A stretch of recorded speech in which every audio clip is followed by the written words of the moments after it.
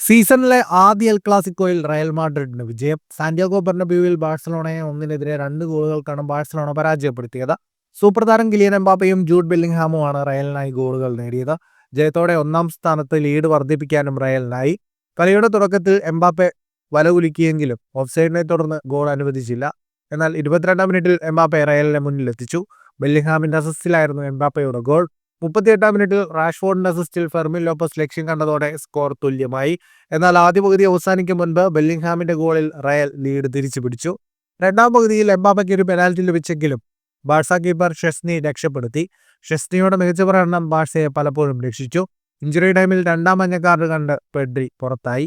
മത്സരത്തിലെ കണക്കുകളിലേക്ക് വന്നാൽ 52% ബോൾ പൊസിഷൻ ബാഴ്സലോണയ്ക്കായിരുന്നു. ബാഴ്സലോണ 13 ഷോട്ടുകൾ തൊടുത്തപ്പോൾ 6 ഓൺ ടാർഗറ്റിലുണ്ടായിരുന്നത്. 617 പാസുകൾ 91% കൃത്യതയോടെ ബാഴ്സലോണ പൂർത്തിയാക്കി. 21 ഷോട്ടുകളാണ് റയൽ മാഡ്രിഡ് തൊടുത്തത്. 9 ഷോട്ട് ഓൺ ടാർഗറ്റ്. 244 പാസുകൾ 87% കൃത്യതയോടെ റയൽ മാഡ്രിഡ് പൂർത്തിയാക്കി.